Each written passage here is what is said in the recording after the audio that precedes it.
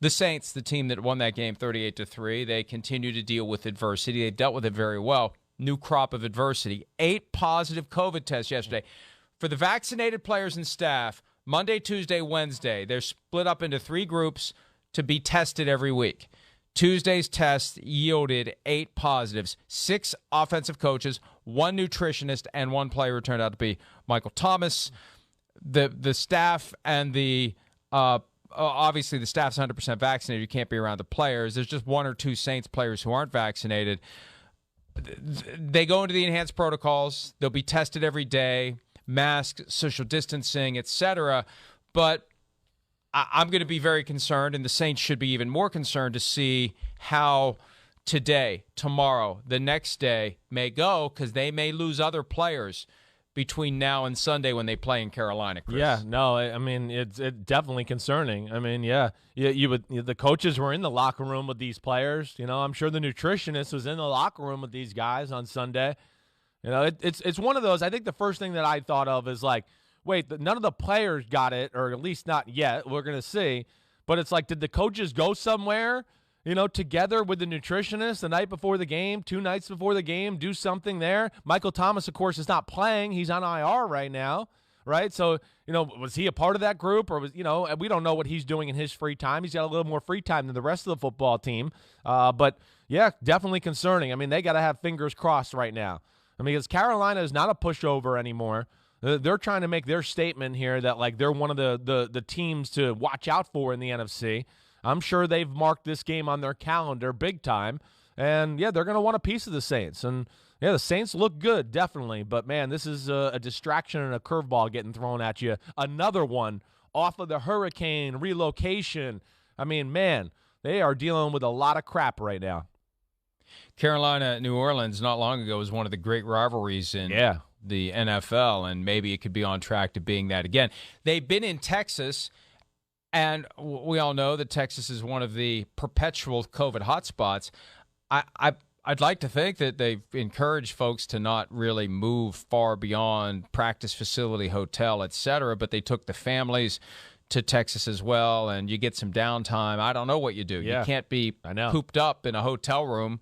And I don't know how they're doing the thing with where the families are staying and where the players are staying, but the longer you're there, the greater the chance that somebody's going to get out and get it and bring it back. And when you're not wearing masks all the time because the protocols are looser for the vaccinated, this is something that can happen, and now we have to wait and see. Now, as it relates to Sunday's game, you know, the NFL is determined to play all these games. And it's a cynical view, but it's an obvious view. They want to make the money. They don't want to refund tickets. They don't want to refund networks. They want to play the games. And I don't know what the magic number is, Chris, and maybe we'll find out this year. There's 69 total players available at any given time. 16 on the practice squad, 53 on the roster. You can call up every guy on the practice squad up to 90 minutes before kickoff as a COVID replacement. So you've got maximum roster flexibility. Injured reserve, you can bring a guy back after 3 weeks. Maximum flexibility to have players available. I don't know what the magic number is between 11 and 40. Obviously, the absolute lowest you could have is 11. 40, I think, is that is a fair minimum number because it used to be there were only 40 guys on the team.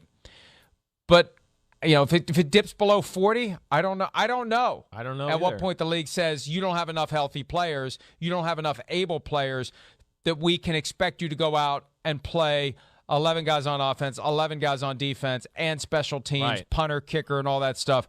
You know, if it's one position group, the NFL's not going to care. We saw that last year with the Broncos and no quarterbacks.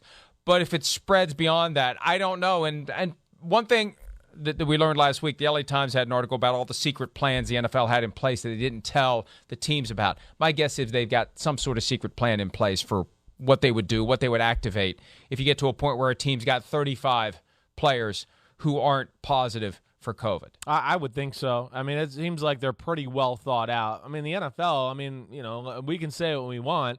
Yeah, it hasn't been perfect, but they pretty much put the standard forth and how we could go forward and do business in our country with COVID. So they're obviously thinking about this for all the reasons you stated. But, yeah, there's got to be a line of demarcation, right, for how many players you got left available, because at some point it becomes about the guys that are available's health.